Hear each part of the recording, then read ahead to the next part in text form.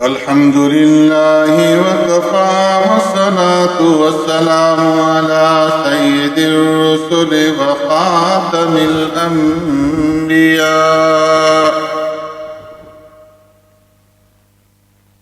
أما بعد فأعوذ بالله من الشيطان الرجيم. بسم الله الرحمن الرحيم.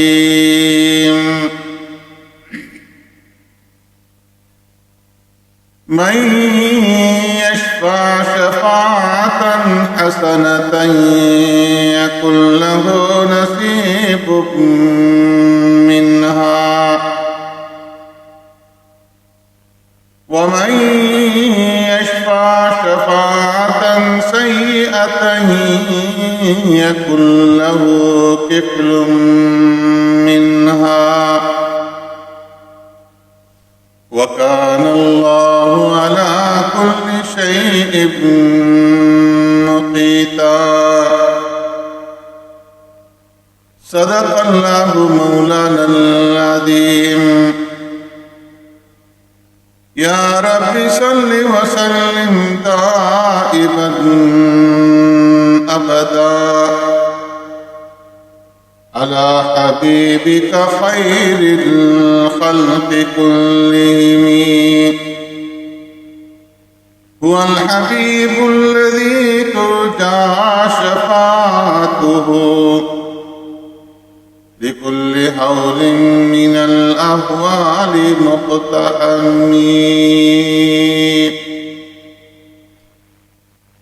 من يشفع شفاعة حسنة يكن له نصيب منها. جو شخص کوئی اچھی سفارش کرتا ہے اس کو اس میں سے حصہ ملتا ہے.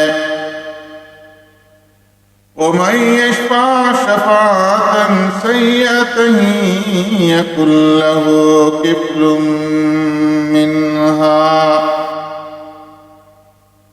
اور جو کوئی بری سفارش کرتا ہے اسے اس برائی میں سے حصہ ملتا ہے.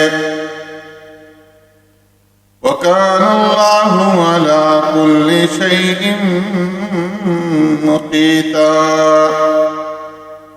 اور اللہ تبارک و تعالی ہر چیز پر نظر رکھنے والا ہے. آمنت باللہ و بآیاتی.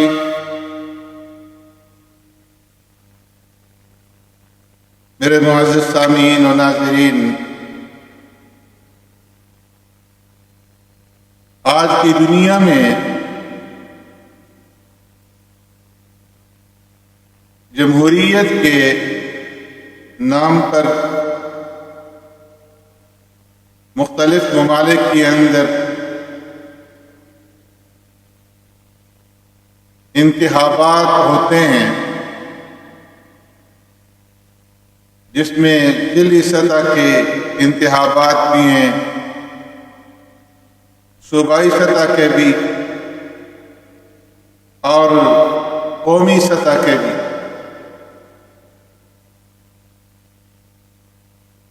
اسی طرح مجالس کے اندر، جماعتوں کے اندر بھی انتخابات کیے جاتے ہیں۔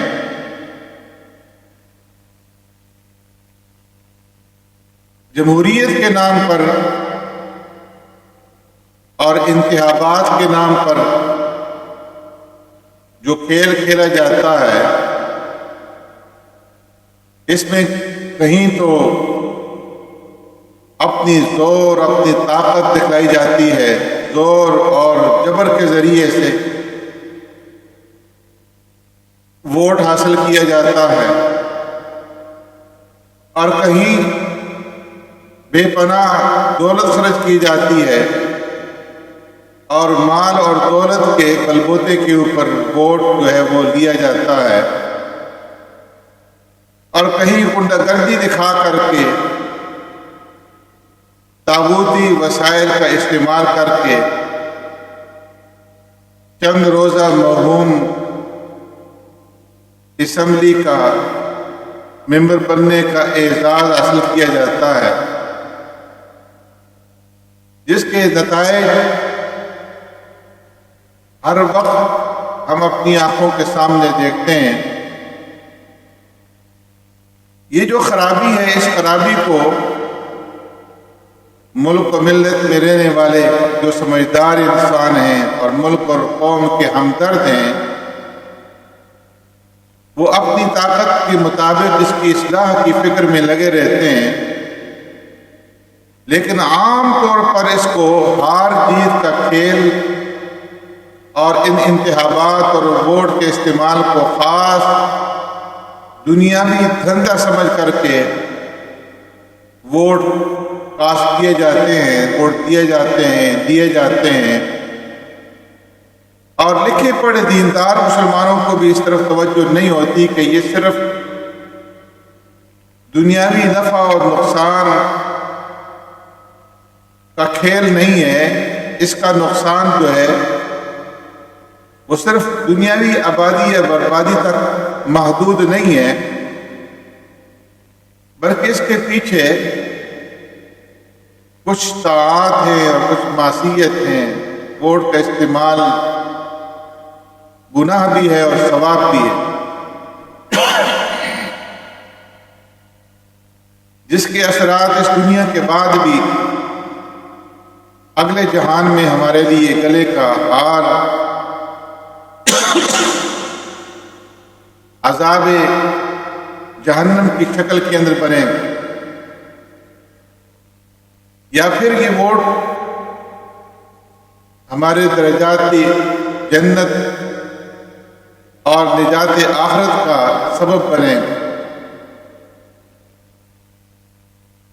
عام طور پر انتخابات کے اس اکھاڑے میں جو لوگ شریک ہوتے ہیں، وہ فکر آخرت اور خدا اور رسول کی اطاعت اور معصیت سے مطلقاً آزاد ہوتے ہیں۔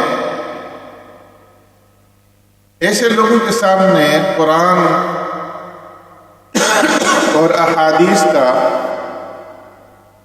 پیش کرنا ایک بے معنی اور ایک عبث سا فعل جو ہے وہ معلوم ہوتا ہے، لیکن اسلام کا ایک یہ بھی معجزہ ہے کہ مسلمانوں کی پوری جماعت کبھی گمراہی کے اوپر جمع نہیں ہوتی۔ ہر زمانہ اور ہر جگہ کچھ لوگ حق کے اوپر قائم رہتے ہیں، جو حلال اور حرام کی فکر کرتے ہیں، اللہ اور اس کے رسول کی رضا جوئی ان کے پیش نظر رہتی ہے۔ اور قرآن کریم کے اندر ارشاد ہے کہ وَذَكِّرْ فَإِنَّ الذِّكْرَىٰ تَنفَعُ الْمُؤْمِنِينَ، کہ میرے محبوب آپ نصیحت کیجیے، کیونکہ نصیحت مسلمانوں کو نفع دیتی ہے۔ اسی مناسبت سے کیونکہ آج ہمارے ملک کے اندر انتخابات کا موقع ہے،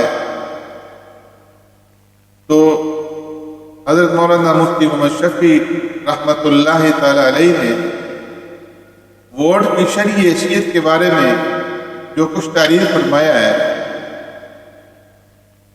میں نے مناسب سمجھا کہ ویڈیو کے ذریعے سے ووٹ کی شرعی حیثیت کو قرآن اور سنت کی روشنی میں آپ کے سامنے واضح کر دیا جائے، تاکہ جو اللہ کے بندے ہیں، اللہ کی بندیاں ہیں، وہ اس کو صرف ہار جیت کا کھیل نہ سمجھیں، بلکہ ان کے سامنے یہ آنی چاہیے کہ ووٹ کی شرعی حیثیت کیا ہے۔ سب سے پہلے جو امیدوار ہوتے ہیں ان کے بارے میں عرض کروں گا۔ کسی بھی پارلیمنٹ یا کسی بھی مجلس یا کسی بھی شورا کے کسی بھی مجلس کی ممبری کے انتخاب کے لیے جو امیدواروں کی حیثیت سے لوگ شرکت کرتے ہیں، تو وہ گویا پوری ملت کے سامنے دو چیزوں کا دعویٰ کرتے ہیں۔ ایک تو یہ کہ وہ اس کام کی قابلیت رکھتے ہیں جس کے وہ امیدوار ہیں، اور دوسرا یہ کہ وہ دیانت اور ایمانداری سے اس کام کو انجام دیں گے۔ اب اگر حقیقت میں بھی وہ اپنے اس دعوے کے اندر سچے ہوتے ہیں اور اس کام کی قابلیت رکھتے ہیں اور امانت اور دیانت کے ساتھ قوم کی خدمت کے جذبے سے میدان کے اندر آتے ہیں، تو ان کا یہ عمل کسی حد تک درست ہے۔ لیکن بہتر طریقہ یہ ہے کہ کوئی شخص خود ہی مدعی بن کر کے کھڑا نہ ہو، بلکہ مسلمانوں کی کوئی جماعت اس کو اس کام کا اہل سمجھ کر کے اس پوسٹ کے لیے، اس امیدواری کے لیے اسے نامزد کرے۔ اور جس شخص میں اس کام کی صلاحیت ہی نہیں ہے، وہ اگر امیدوار ہو کر کے کھڑا ہوگا تو قوم کا غدار اور خائن ہوگا۔ اس کا ممبری میں کامیاب ہونا ملک اور ملت کے لیے خرابی کا سبب تو بعد میں بنے گا، پہلے تو وہ خود غدر اور خیانت کا مجرم ہو کر کے عذاب جہنم کا مستحق بنے گا۔ اس لیے ہر شخص کو جو کسی مجلس کی ممبری کے لیے کھڑا ہوتا ہے، اس کو اگر کچھ بھی آخرت کی فکر ہے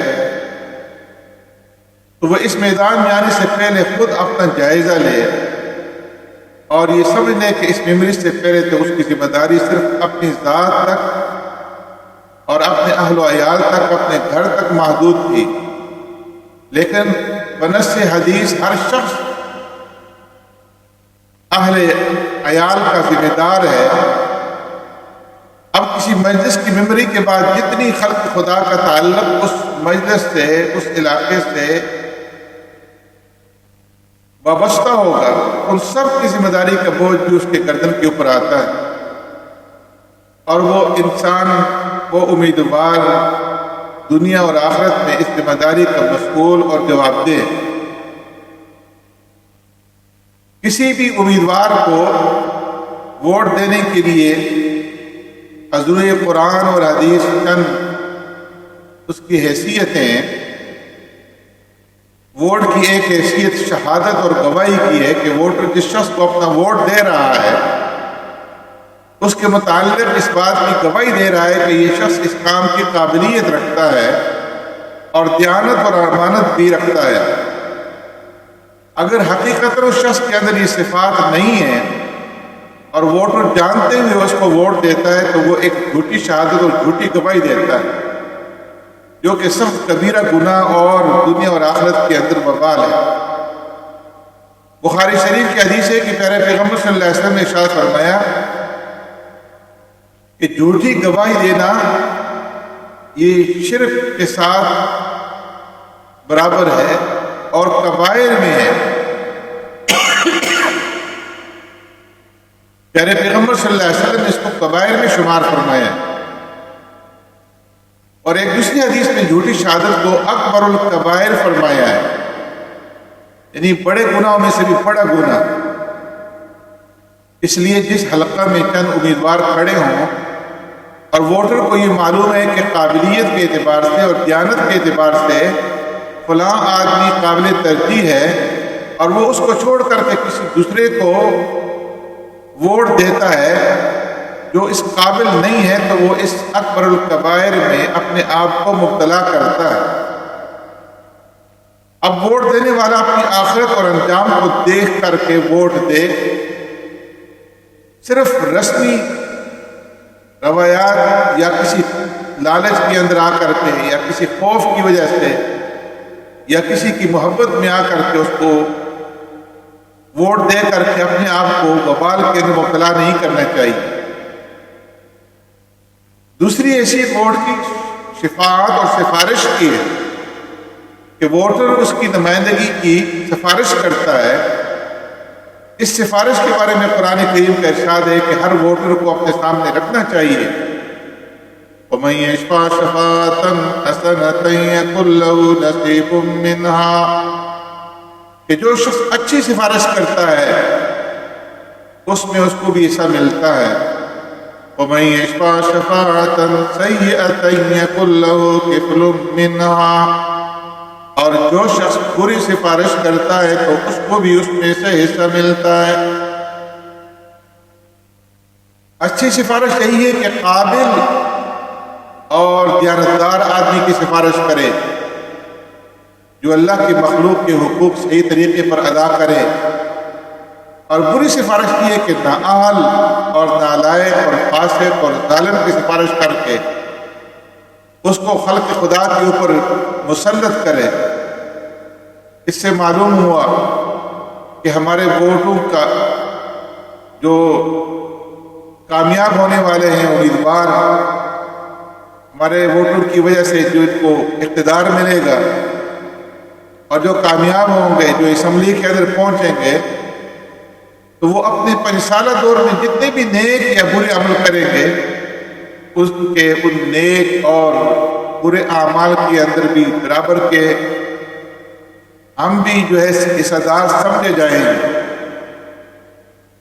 ووٹ کی ایک تیسری شرعی حیثیت وکالت کی ہے کہ ووٹ دینے والا اس امیدوار کو اپنا نمائندہ اور وکیل بناتا ہے، لیکن اگر یہ وکالت اس کے